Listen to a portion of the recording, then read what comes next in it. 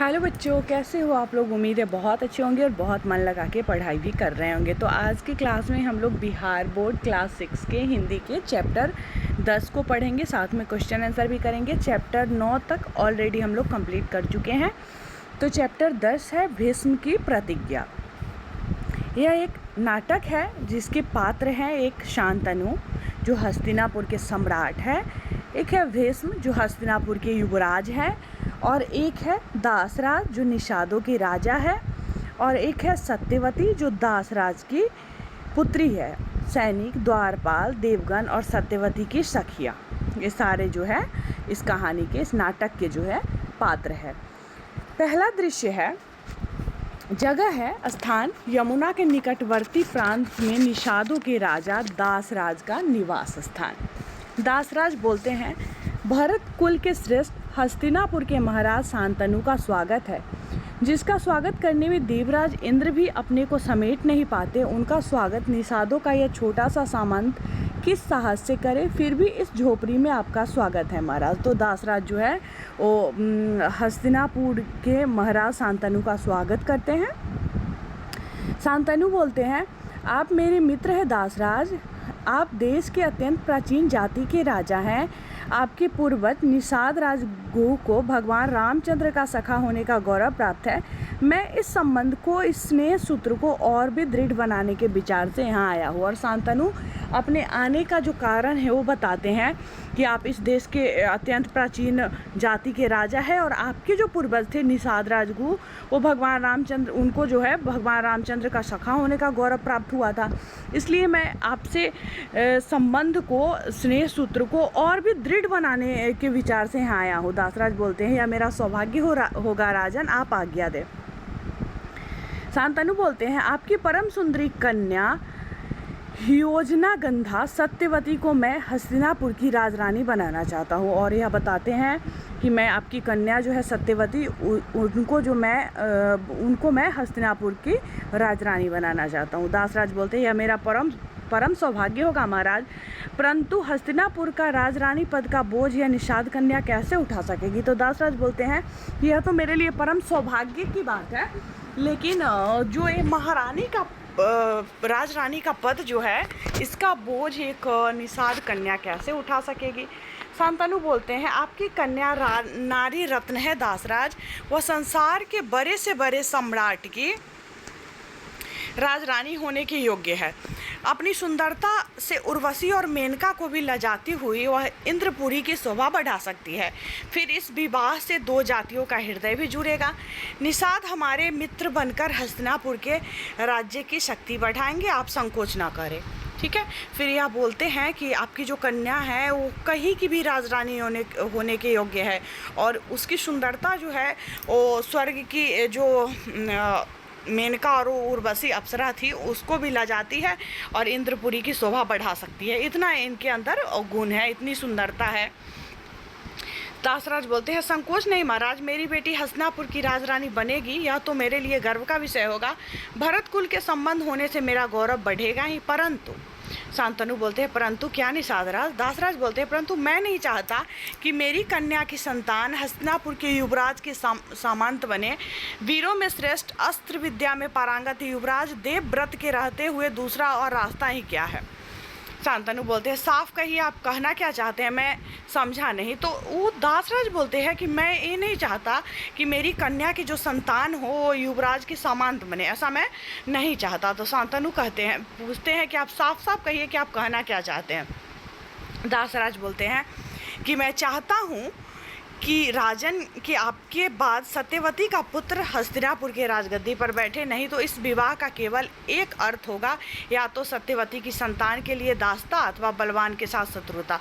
तो दासराज बोलते हैं कि मैं ये चाहता हूँ कि मेरी बेटी जो सत्यवती है उसका जो पुत्र हो वो हस्तिनापुर का, आपके बाद हस्तिनापुर के राजगद्दी पर बैठे, क्योंकि इस विवाह का केवल एक ही अर्थ होगा, या तो सत्यवती की संतान दासता करेगी या फिर बलवान के साथ शत्रुता करेगी। तो शांतनु बोलते हैं, आप यह क्या कर रहे हैं निषादराज, आप जानते हैं कि वीरों में श्रेष्ठ देवव्रत सर्वथा योग्य और सुशील है, प्रजा उन्हें प्यार करती है, राजगद्दी पर उनका अधिकार है, मैं राज अधिकार से उन्हें वंचित नहीं कर सकता। तो शांतनु अपने पुत्र जो देवव्रत था उसके बारे में बोलते हैं कि आप जानते हैं कि वो बहुत वीर है और योग्य है, उसके लिए सुशील है और सारी प्रजा जो है उन्हें प्यार करती है, तो मैं कैसे उसको राजगद्दी से वंचित कर सकता हूँ, ऐसा मैं नहीं कर सकता हूँ। तो दासराज बोलते हैं तो मुझे क्षमा करें महाराज, मैं सत्यवती को हस्तिनापुर के भाभी महाराज की सेवा हेतु दासों की संख्या में वृद्धि करने के लिए नहीं भेज सकता।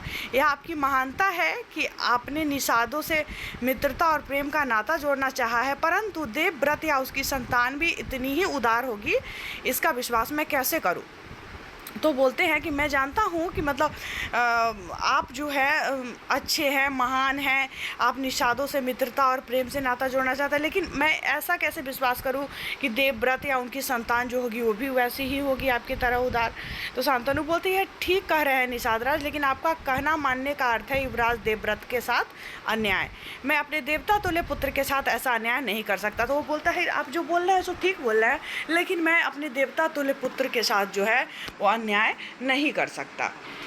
इसके बाद शांतनु उदास मन से उठकर चले जाते हैं और निषादराज उन्हें आदरपूर्वक विदा करने के लिए बाहर तक आते हैं, जहां महाराज शांतनु का रथ जो है वो खड़ा है। फिर जो है पर्दा गिर जाता है और दूसरा दृश्य शुरू हो जाता है। दूसरा दृश्य जो है उसमें स्थान जो है वो दासराज का घर है। दासराज की पुरी में एक बार फिर हलचल है। आज पुरी के हस्तिनापुर के राजकुमार देवव्रत पधारे हैं, उनके साथ कुछ सामंत और नौकर चाकर भी है। तो अब दृश्य बदल जाता है और दासराज का घर है वहाँ पे, और वहाँ पे देवव्रत जो है वो पधारे हैं। दासराज सबको बैठने का संकेत करते हुए आइए युवराज, जिसके बाणों की बौछार से गंगा की धारा रुक गई है, जिसकी वीर भुजाओं की छाया से हस्तिनापुर राज्य की प्रजा सुख की नींद सोती है, जिनसे मित्रता करने के लिए देव गंधर्व यक्ष सब लालायित रहते हैं, ऐसे वीर शिरोमणि देवव्रत का निषादपुरी में स्वागत है, कहिए क्या आज्ञा है। तो फिर से जो है दासराज देवव्रत वहाँ पधारते हैं तो उनका स्वागत करते हैं।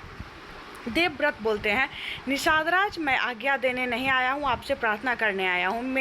मैं माँ सत्यवती को हस्तिनापुर ले जाने के लिए आया हूँ। पिताजी जब से यहाँ से गए हैं उदास है, वे आज राज दरबार भी नहीं आए। मैं पिताजी का दुख नहीं देख सकता, बताइए क्या बात है। अब वह जो है देवव्रत निषादराज के पास पहुंचते हैं और उनसे प्रार्थना करते हैं कि मैं अपनी माँ सत्यवती को जो है हस्तिनापुर ले जाने के लिए आया हूं, क्योंकि मेरे पिताजी जब से यहाँ से गए हैं तब से वो बहुत दुखी है और वो आज राज दरबार भी नहीं आए और मैं अपने पिताजी को दुखी नहीं देख सकता। दासराज बोलते हैं तो महाराज ने आपसे कुछ बताया नहीं? मैंने तो उनसे अपनी बात साफ साफ कह दी थी। देवव्रत नहीं, उन्होंने मुझे कुछ नहीं बताया। दासराज बोलते हैं ठीक है, वह आपका दिल दुखाना नहीं चाहते हैं, मेरी शर्त भी तो असंभव है, मैं जानता हूँ उसे मानना आपके साथ अन्याय करना होगा। तो दासराज बोलते हैं कि मैंने जो शर्त रखी है वो शर्त आपको उन्होंने नहीं बताया कि मैं जानता हूँ कि वो आपका दिल नहीं दुखाना चाहते हैं और मेरा शर्त मानना उनके लिए असंभव है, क्योंकि मैं जानता हूँ कि वो आपके साथ अन्याय नहीं करना चाहते हैं और अगर ऐसा होगा तो आपके साथ अन्याय होगा। देवव्रत बोलता है क्या बात है, मैं भी तो सुनूँ, आप निसंकोच कहे। दासराज बोलते हैं मैंने महाराज से कहा था कि मैं सत्यवती का विवाह तभी करूंगा जब उसका पुत्र ही हस्तिनापुर के राजगद्दी पर बैठे। तो ये सारा बात बता देते हैं दासराज देवव्रत को। देवव्रत बोलते हैं मुझे यह शर्त मंजूर है, मैं प्रतिज्ञा करता हूँ कि हस्तिनापुर के राजगद्दी पर नहीं बैठूंगा। और यह बोलता है कि आपका जो शर्त है, वो देवव्रत बोलते हैं कि मुझे मंजूर है और मैं आपसे वादा करता हूँ कि मैं हस्तिनापुर के गद्दी पर नहीं बैठूंगा। सत्यवती का पुत्र मेरा भाई ही हस्तिनापुर की गद्दी पर बैठेगा, मैं उसकी वैसी ही सेवा करूँगा जैसे आज हस्तिनापुर के सम्राट की कर रहा हूँ। दासराज बोलते हैं धन्य राजकुमार, आप निश्चय ही अपनी प्रतिज्ञा का पालन करेंगे, मुझे इसमें जरा भी संदेह नहीं है। परंतु आपकी प्रतिज्ञा का पालन क्या आपकी संतान भी करेगी? अब ये जो है कहते हैं कि मैं जानता हूँ कि आप जो बोल रहे हैं, आप जो प्रतिज्ञा कर रहे हैं आप उसका पालन करेंगे, लेकिन मुझे इसमें संदेह है कि क्या आपकी संतान भी आपके जैसी होगी। ऐसा ना हो कि यह विवाह झगड़े की जड़ बन जाए और यह बहुत बुरा होगा, क्योंकि तब वह दो जातियों का झगड़ा जो है वो बन जाएगा। इसके बाद ये बताते हैं इनको कि ऐसा नहीं हो कि ये विवाह जो है दो जातियों के बीच झगड़े का जड़ बन जाए। देवव्रत बोलते हैं मैं आपकी बात मानता हूँ, पर मैं 2 जातियों और 2 कुलों का मेल मिलाप चाहता हूँ, इसमें देश का भला है। आज मुझे एक साथ 2 पुण्य कार्य करने का अवसर मिला है, पिताजी को सुखी बनाने का और 2 कुलों को जोड़ने का। मैं बड़ा से बड़ा त्याग करके भी इस पवित्र कर्तव्य का पालन करूँगा। निषाद राज, मैं प्रतिज्ञा करता हूँ कि मैं विवाह ही नहीं करूँगा। और ये बहुत बड़ा प्रतिज्ञा जो है कर लेते हैं, और यह प्रतिज्ञा कर लेते हैं कि आज मैं अपने से 2 पुण्य कार्य करूँगा। एक तो 2 जाति का मेल मिलाप बढ़ाऊँगा, जिससे देश का भला होगा, 2 कुलों को जोड़ूंगा, और सबसे बड़ा त्याग करके भी, चाहे इसके लिए मुझे कितना भी बड़ा त्याग करना पड़ा, एक पिताजी को सुखी बनाना, तो मैं ऐसा करूंगा। और ये प्रतिज्ञा कर लेते हैं कि मैं विवाह ही नहीं करूंगा। दाहिना हाथ ऊपर उठाकर आकाश के सूर्य, चंद्र, अंतरिक्ष से देवता, सब चीज़ों को धारण करने वाली पृथ्वी, संसार की प्रत्येक वस्तु में रहने वाली अग्नि, 10 दिशाओं के दिक्पालों, आप सब कान खोलकर सुन ले और साक्षी रहे, देवव्रत आजीवन ब्रह्मचारी रहेगा। इसके बाद वो अपना दाहिना हाथ उठाते हैं और सबको साक्षी मान के, सारे देवता को, पृथ्वी को, संसार की प्रत्येक वस्तु को, अग्नि को, 10 दिशाओं के दिक्पालों को, सबको कहते हैं कि आप लोग साक्षी रहे कि देवव्रत जो है आजीवन ब्रह्मचारी रहेगा। व्रत की प्रतिज्ञा सुनकर निषाद राज जो है अवाक रह जाते हैं। आकाश से फूलों की वर्षा होती है और ध्वनि आती है, भीष्म भीष्म, देवव्रत ऐसी प्रतिज्ञा करने वाला न अब तक पैदा हुआ है न होगा, आज से तुम्हारा नाम भीष्म हुआ।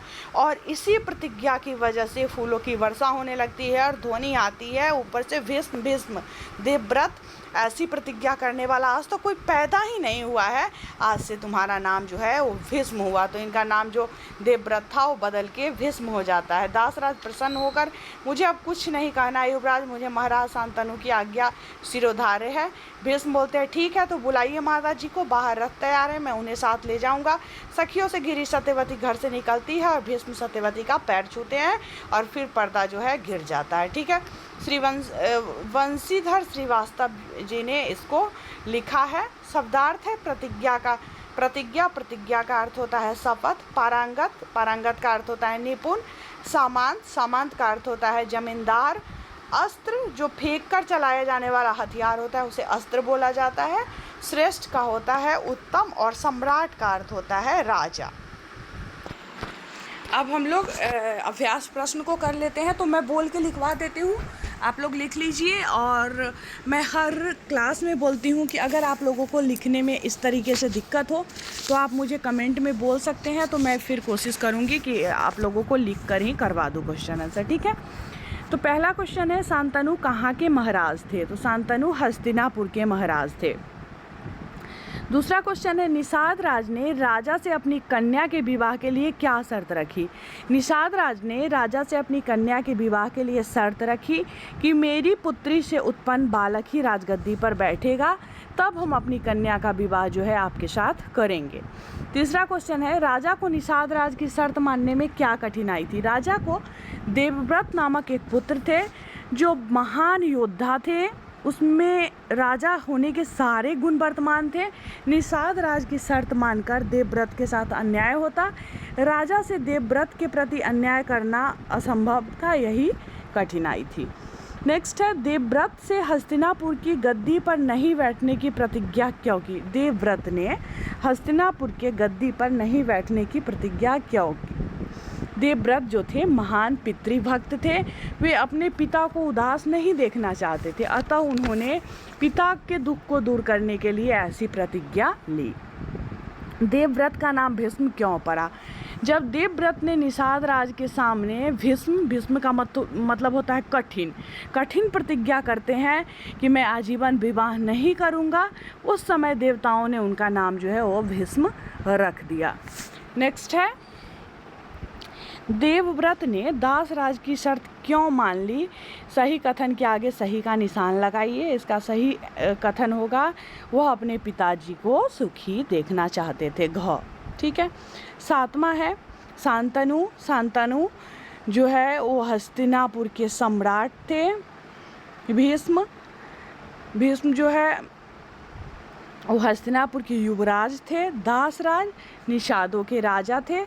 सत्यवती दासराज की पुत्री थी। ठीक है, इसकी बात है, अगर आप भीष्म की जगह होते तो क्या करते? तो ये आपको लिखना है कि अगर आप भीष्म की जगह होते तो क्या करते। ठीक है, आप वैसा करते या नहीं करते? अगर करते तो लिखिएगा, अगर मैं भी भीष्म की जगह होता तो वही काम करता जो भीष्म ने किया, या फिर लिखिएगा अगर वैसा आप नहीं करते तो फिर लिखिएगा कि मैं वैसा नहीं करता। इस एकांकी का कौन सा पात्र आपको अच्छा लगा और क्यों?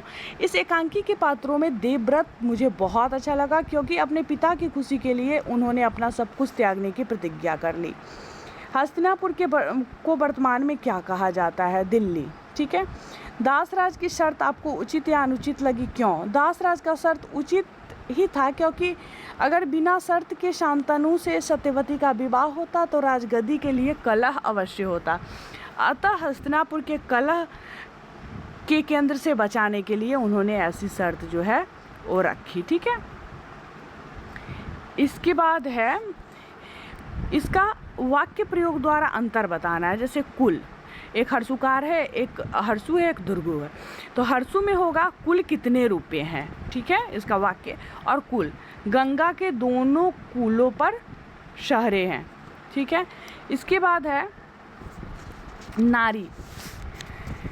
इसका होगा नारी मतलब स्त्री, और एक नारी जो होता है हाथ में जो होता है वो जिससे ये देखा जाता है कि धड़कन कैसे, मतलब कैसे चल रहा है नारी, वो वाला है। ठीक है।